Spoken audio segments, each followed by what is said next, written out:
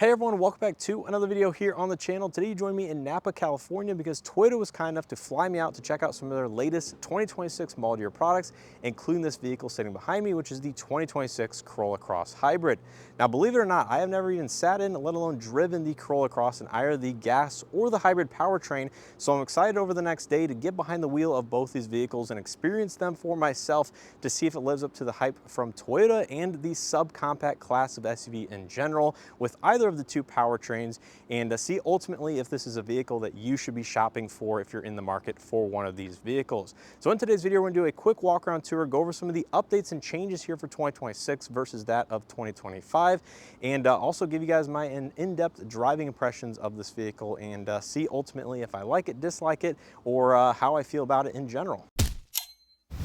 So for 2026, the Corolla Cross gets some relatively minor changes on the exterior, which includes unique front fascias for the hybrid and the gas versions of this vehicle. So the easiest way to tell a hybrid from that of the gas is going to be the body color center grille and front bumper design versus that of the matte black plastic cladding and trim that you're going to find on the gas version of this vehicle. So there's going to be a little bit more body color at the front end of the hybrid versus that of the gas here for this 2026 kind of mild refresh. Now, in addition to this Cavalry Blue exterior paint is going to be a new color added to the lineup. You have a restyled center console. The XLE grade gets a new Portobello interior color option if you're tired of the normal black or other interior colors that they've had in the past.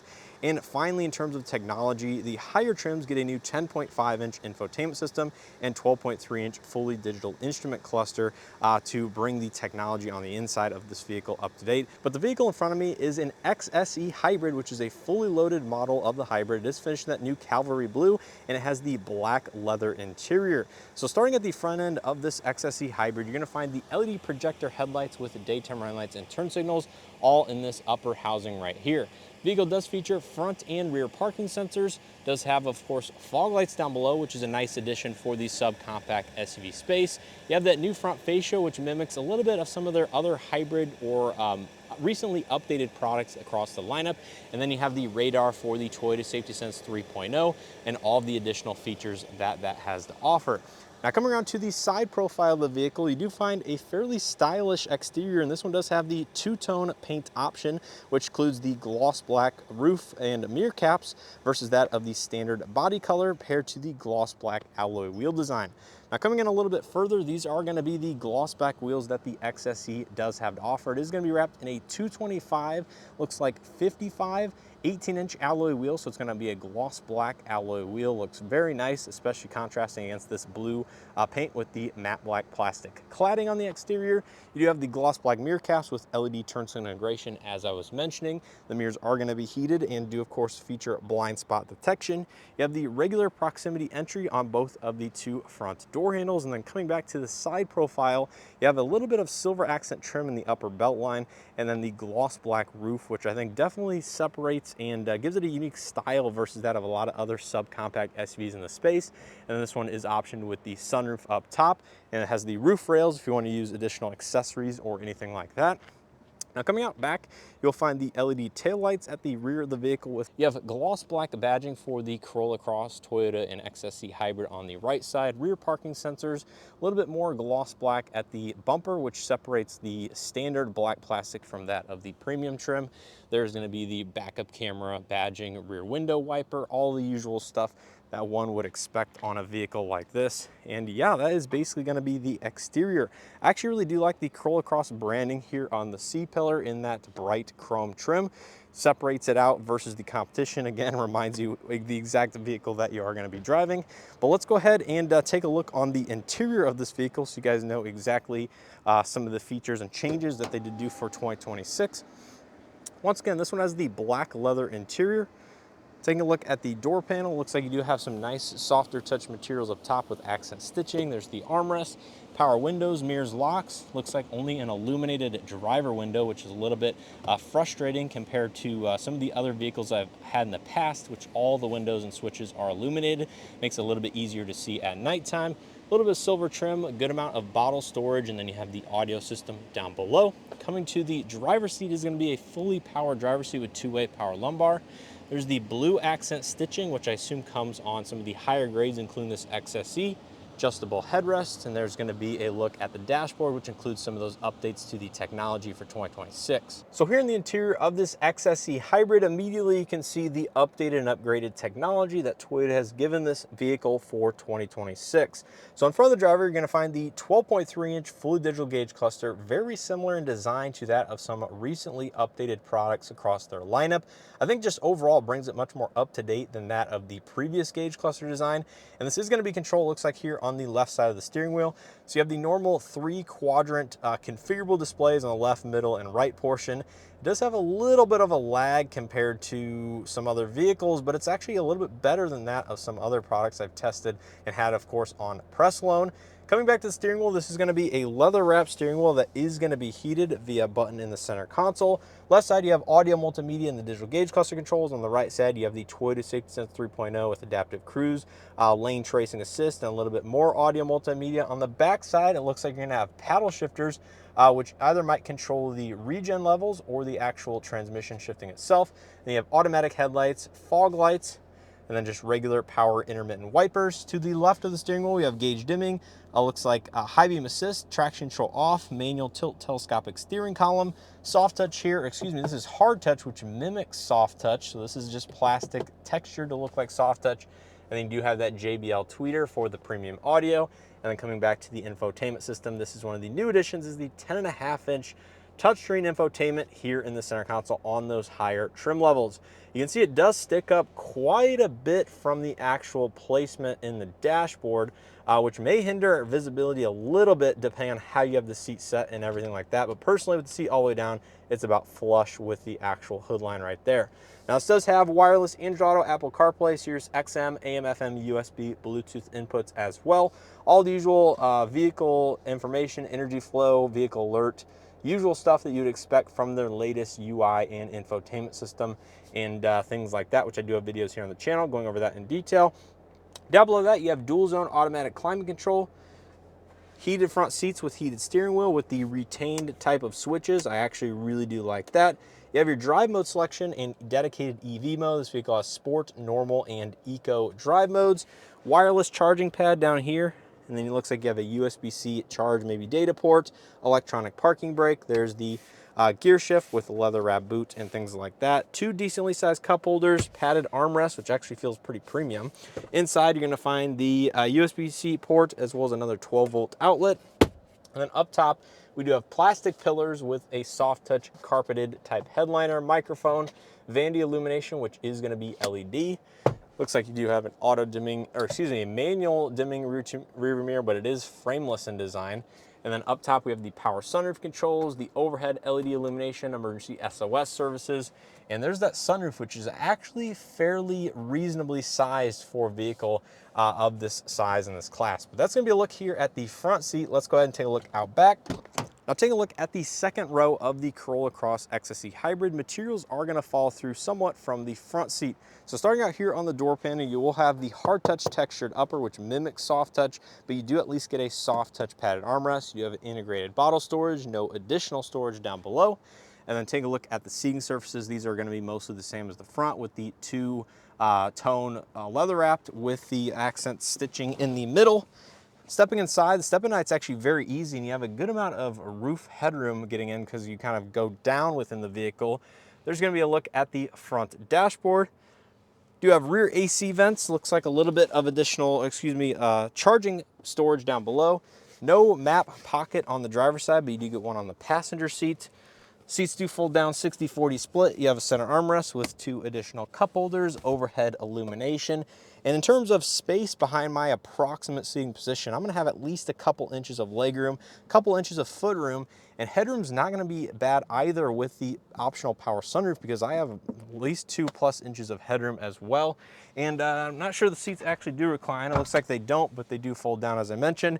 And given the materials and things like that, I actually am pretty impressed by not only the amount of space back here, but just how comfortable this seating position is in a vehicle of this size. Now take a look at the cargo space behind the second row. You do have the optional available power liftgate, which is part of additional package. And then behind the second row seats, this one does have the retractable cargo cover, which you can see is installed right there. You have the subwoofer for the JBL audio, LED illumination on the side, and then beneath the floor, of course, you're gonna have the, it looks like tire mobility kit, additional storage space, and looking down even further below that, looks like you have some high voltage battery componentry down there, but really nothing else, just a insert to hold some of the tire mobility kit and other toolkits that this vehicle come from the factory. Now with the seats folded down, you're gonna have a very competitive amount of room in the subcompact SUV space. And even just with the seats up, you can see you have a very usable load floor, load in height, and additional pockets and cubbies for any items that you might wanna keep on a daily basis. Now coming to the passenger front seat, unfortunately, you do just have a standard 4-way manual passenger seat, so no height adjustment, no lumbar, nothing like that. Then take a look at the dashboard. There you can see some of the updates with that bigger screen. This is all going to be soft touch in this section right there. And you do have a non-illuminated glove box, which fits in all of the original owner's literature, which is great. Some vehicles newer on the market actually do not do that. But that's going to be a look on the interior. Let's go ahead and pop the hood, see what powers this particular vehicle before taking this vehicle for a drive. Now, under the hood of the Corolla Cross Hybrid, you're going to find a 2-liter naturally aspirated 4-cylinder paired to a CVT-type transmission, as well as the hybrid electric drivetrain. Now, this combines the motor at the front wheels with an electric motor mounted at the rear wheels to make this vehicle standard all-wheel drive, although there's no mechanical connection between the front axle and the rear axle. It's simply using that rear-mounted electric motor with all of the computers and other electronics. Now, total system output is 196 horsepower, and unfortunately, there's no combined torque figure, but I can tell you after spending a little bit of time behind the wheel of both powertrains that this is going to be substantially quicker, as well as much more fuel efficient than that of the gas Corolla Cross, which once again, I do have a dedicated video here on the channel going over that powertrain in a little bit more detail. So you joined me here in the 2026 Toyota Corolla Cross XSE Hybrid, and this is my very first time behind the wheel. We did just set out from the hotel, but I really want to give you guys my first raw driving impressions of the Corolla Cross, so you get an idea of somebody who has not experienced this vehicle for themselves. First up, starting with my feel behind the wheel and my seating position. The one attribute here on the interior which I immediately noticed getting in is going to be my right knee is contacting the center console, and it's basically resting upon a plastic, pretty sharp edge right here, making overall comfort here in the driver's seat a little bit on the tighter side of things. But outside of that, that is going to be the one attribute that I would say is bothersome in terms of getting optimally comfortable behind the wheel. I do have the seat in its lowest seating position. The seats themselves are going to be a mix of a leather and a cloth with a lot of blue accent stitching, which looks very nice. The seats are actually comfortable. They do have power lumbar controls, 2-way. I really don't have any issues with the headrest, and of course you guys know if you follow the channel, I do have spinal fusion, so headrests are often a common complaint that I have inside vehicles, but the seats are actually pretty darn good. They are going to be heated, and it does have a heated steering wheel in this particular trim level. Now, in terms of visibility behind the wheel, this is actually pretty good. So over the hood, in the lowest seating position, I have a great amount of forward visibility. I can just barely see the top of the hood, and the A-pillars are actually going to be pretty average size, but you do have glass between the mirror and the A-pillar itself to help visibility out both the left and right-hand side. The mirrors themselves are pretty sizable. They do have blind spot detection, of course, and rearward visibility out both sides is excellent. And then looking over my shoulder, great visibility over the passenger side, with a little bit worse visibility over the left side just due to the A-pillar and the seating position, but it's really not unexpected. And then when you combine it with that blind spot detection, it's going to be a non-issue. Now, out the rear of the vehicle using the regular standard mirror, the actual hatch tailgate glass is a little bit on the narrower side. So you might have immediately noticed we have the 10.5-inch fully digital infotainment system, which has been updated and revised here for 2026. So this is going to be a new attribute that is going to be found in this particular vehicle, as well as the fully digital gauge cluster that has been borrowed out of some of the other vehicles within some of the Toyota lineup. So you have the nice new 12.3-inch cluster, which looks absolutely fantastic, and allows for you to put the built-in navigation up on this digital gauge cluster.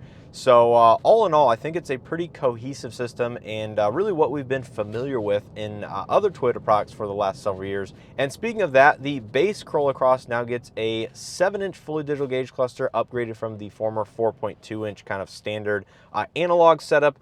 And then the base infotainment is going to remain the 8-inch screen size. So this is not going to be found in every Corolla Cross outside of just the higher trim levels. settings. The steering wheel is actually a very nice leather-wrapped steering wheel. Like I said, it is heated. You have automatic headlights, which are now revised for 2026. So on the outside, there are going to be full LED projectors with LED daytime running lights and turn signals. And then at the rear of the Corolla Cross, they're also going to be full LEDs as standard. So basically revising the lighting signature to make it stand out, feel a little bit more premium across all grades and trim levels of this vehicle, which is excellent. I'm always an advocate for making some of these LED lighting signatures as standard because of today's technology and the price point that vehicles are now coming in at.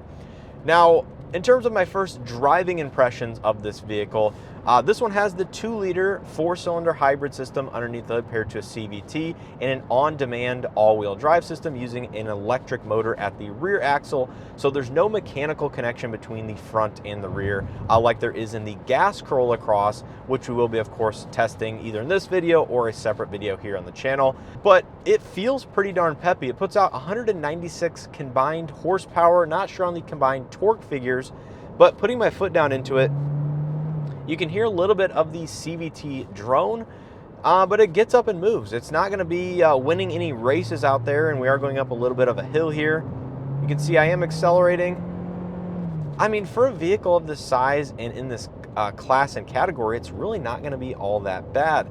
All in all, I think this is going to be, very sufficient. I assume the hybrid is going to be the powertrain that I would choose over that of the standard vehicles, just due to the fact that basically it's going to be more powerful between the two systems. But you guys will have to let me know your opinions on the vehicles if you've been around the Corolla Cross or driven one for yourself here in the comment section below. One of the attributes or characteristics that I'm noticing driving over varying pavement surfaces, including smooth asphalt, rough asphalt, and the list really goes on, is there is going to be a fair amount of tire noise that makes its way into the cabin, as well as wind and just outside ambient conditions making their way inside. But I don't think it's so much so that, especially if you have the JBL audio system enabled, you're listening to music, that one would find it intrusive to your everyday driving lifestyle or feel of this vehicle. Now, I guess speaking of the radio and some of this new infotainment system, I really do not like these volume buttons because there's no physical knob to change the volume. Luckily, you do have physical controls here on the steering wheel, so if you want to change the volume there, might be a little bit easier to do it from the left side of the steering wheel rather than on the infotainment system, so that is something to keep in mind. Now, testing out some of the driver assist and safety features of this vehicle, this does feature the Toyota Safety Sense 3.0, which has adaptive cruise control, lane tracing assist, blind spot detection, automatic high beam assist, and the list goes on.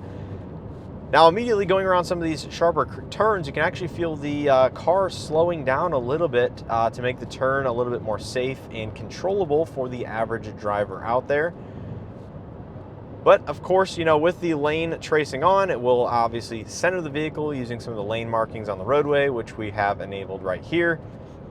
And I expect it to work just like that of other vehicles with this safety system that I've driven and reviewed thoroughly here on the channel. So overall, seems to work without an issue. There you can feel it slowing down just a little bit, and it has a little curve icon that comes up on the digital gauge cluster to alert you that you are going around a curve, and the vehicle senses that it might need to slow down a little bit for you to make that turn in a safe fashion. All in all, I think the driver assist is going to be pretty robust for a vehicle in this segment. And one thing to note, it does not have the forward attention camera system, so that might be a plus or positive to a lot of people out there, given some other manufacturers, not necessarily in this subcompact space, have been going to those systems, but even Toyota, Lexus, and other brands in their compact or higher vehicles have been implementing the forward attention camera system to, of course, monitor the driver, make sure they aren't distracted while driving, so they can have the safest drive experience possible. So here we are getting ready to turn into Gate 1 at Sonoma Raceway, and in terms of total fuel economy for just over 20 miles of driving, the vehicle's saying 46.2 mpg, which is pretty darn impressive, 46.5 now. And after spending some time on road with both the Corolla Cross and the Corolla Cross Hybrid, Toyota had a hill climb setup for the hybrid vehicle specifically to showcase its all-wheel drive system using that rear-mounted electric motor. And I have to say, I was quite impressed with how effortless and how seamless the all-wheel drive system was climbing this hill. Yes, this was mostly a dirt road up a hill. However, it was steeper than it appears on video. And at one point, I did go ahead and stop the vehicle entirely on one of the steepest sections. Basically, let the vehicle come to a complete stop, then start accelerating away, and you could really feel the torque from the electric motor at the rear, pushing the vehicle forward just to get a little bit of momentum going before the traction control in the front wheels really started to grab and help pull the vehicle up the hill entirely. I mean, it did it. That wasn't bad at all. Right. Yeah. So the rear can help it get going, and then the front can find its grip. Right, and the thing is that the rear has only got about a third of the total power of the vehicle. Sure. But it's a motor, so it has a lot of torque. Yep. Relatively speaking. Yep. Even though it wasn't the most difficult course out there, this vehicle was on just regular all-season street tires. And the suspension feels good too. That's the thing I noticed this morning. I'm like, you know, a lot of these true off-road vehicles, the suspension would beat the hell out of it. And this is like independent rear on this one. Yep. Yeah. Yep. Okay. As well as the suspension tuning and the overall suspension system, because at one point I commented just how comfortable the suspension felt over a lot of the imperfections in this dirt pathway on the property of Sonoma Raceway. So there we have it. That's going to do it here for this full walk-around tour, as well as first driving impressions of the 2026 Corolla Cross XSE Hybrid. I already have posted on the channel a full walk-around tour, as well as my initial driving impressions of the XLE, or the gas powertrain of the Corolla Cross with the new Portobello interior. So make sure you guys check that video out on the channel if you guys are curious about that. But overall, I think the Corolla Cross, specifically with the hybrid powertrain, is going to be fairly competitive within the subcompact and or compact SUV space. Now, Toyota was making some regards or some comments in terms of what the buyer of the Corolla Cross is looking for in relation to its slightly larger RAV4 vehicle, which of course is going to be all new upcoming. Hopefully I will be able to check that vehicle out here over the next several months.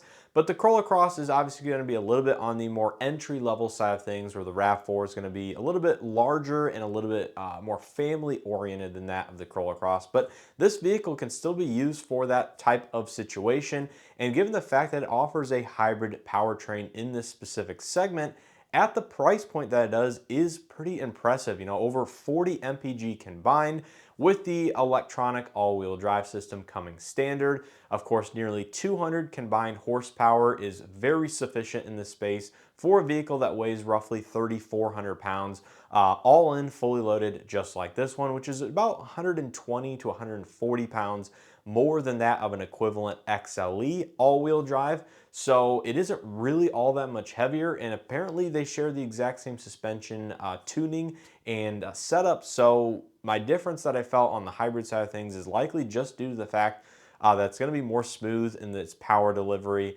and is a little bit on the heavier side. So that extra couple hundred pounds can make a difference in terms of ride quality and things like that. But overall, the Corolla Cross Hybrid is going to be my pick if I were to purchase a Corolla Cross between the gas and the hybrid, just due to all of the aforementioned benefits: fuel economy, power delivery, the refinement, the effortless acceleration. All of this is one of the reasons that I would choose it for the $1,500 to $2,000 premium, depending on which one you are comparing and cross-shopping within their lineup. This vehicle starts in the low $30,000 price point for the hybrid all-wheel drive. Obviously climbs up to over $37,000 if you get a fully loaded one like I featured in today's video. I think it offers most of the feature, creature comforts, and benefits that people are looking for at this given price point.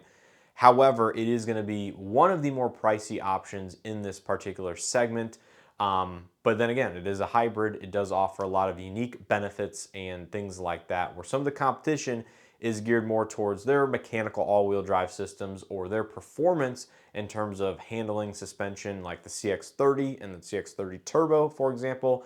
Definitely going to be more towards the performance and the on-road dynamics, where the Corolla Cross proved its point not only on-road in terms of being comfort, maybe doesn't have the pinpoint accuracy and steering and chassis tuning like the Mazda, for example, but off-road, it held its own. And even though I haven't experienced vehicles like the Crosstrek Wilderness, I have driven the regular new Crosstrek, and that vehicle, I love the way that drives both on and off-road. And I think the Corolla Cross had a little bit of that DNA kind of within, but of course, totally different all-wheel drive setup, totally different type of vehicle. But I think it did great off-road and certainly performs good on-road. So I think that's basically where I'm gonna leave this video. If you guys enjoyed it and or found it helpful, make sure to hit that like button below, subscribe if you haven't already. Once again, I want to give huge thanks to Toyota for flying me out to the Napa, California area to experience some of their latest 2026 model year products, including the Corolla Cross and the upcoming GR content. So make sure you guys stay tuned and subscribe for that. With all that being said, as always, I appreciate the support and hope to see you guys in the next one.